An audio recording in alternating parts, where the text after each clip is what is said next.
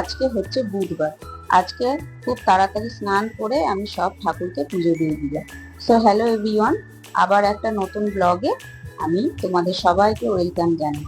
তোমরা সবাই কেমন আছো? নিশ্চয়ই ভালো আছো, সুস্থ আছো। ওই যে বললাম, তাড়াতাড়ি স্নান করে ছাদে এসে গাছের ফুল দিয়ে সব ঠাকুরকে আগে তাড়াতাড়ি পুজো দিয়ে দিলাম, কারণ একটা জায়গায় যাওয়ার আছে।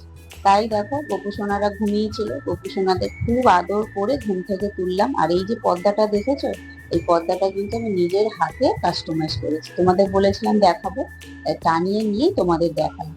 আর গোপুসোনাদের আমি এইভাবেই সুন্দর করে আদর করে ঘুম থেকে তুলে আগে জল খাইয়ে দিই, কারণ সারা রাত ঘুমিয়ে থাকে, গলাটা শুকিয়ে থাকে, সেই জন্য আগে ওদের গলাটাকে ভেজানো দরকার।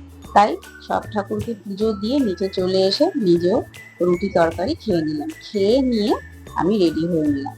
ওই যে বললাম একটা জায়গা বেরোনোর আছে, তাই মেয়ের আজকে অফিস কিছুটা টাইম ছুটি ছিল, তাই আমি আর মেয়ে বেরিয়ে গেলাম। বেরিয়ে গিয়ে সোজা বাস ধরবো বলে দাঁড়ালাম। আর এই যে সামনে রাখি, একটা দাদা নিয়ে বসেছে, কারণ তো একদিন বাদেই রাখি। তাই আমি আর মেয়ে বাসে উঠে পড়লাম। বাসে উঠে আমরা সোজা গিয়ে নামলাম দমদমে।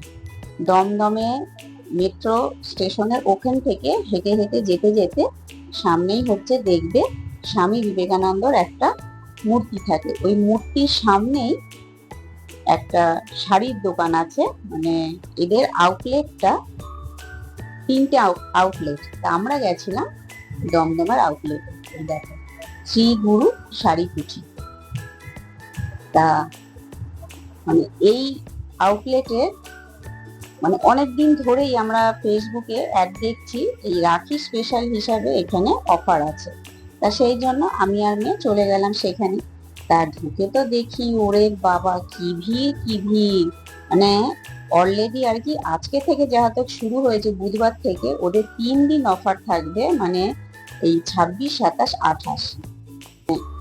প্রচুর ভিড়, প্রচুর ভিড়। আর এত শাড়ি আর কি, মানে আমাদের তো বাড়িতে তো কালী পুজো হয়, তোমরা তো জানোই, সেই জন্য অনেক শাড়ি আমাদের কিনতে হয়। তার শাড়ি কিনে নিয়ে এসে মেয়ে তো আমার ওপর রেগে গেছে, এতক্ষণ দাঁড়াতে হয়েছে। তা যাই হোক, শাড়ি কিনে নিয়ে এসে মায়ের জন্য আবার ওষুধ কিনলাম। ওষুধ নিয়ে এসে বাড়ি এসে ঢুকতে ঢুকতে এই একটা আমার সুন্দর একটা জিনিস চলে আসে, এটা আমার খুব পছন্দের একটা জিনিস। তা ভাত খেয়ে তারপরে এই কটা শাড়ি আমি নিয়েছি। তা তোমাদেরও বলছি, তোমরা দেরি না করে তোমরাও এই আউটলেটে গিয়ে নিজের পছন্দ মতো শাড়ি কিনে নিয়ে এসো, ঠিক আছে? চলো, টাটা।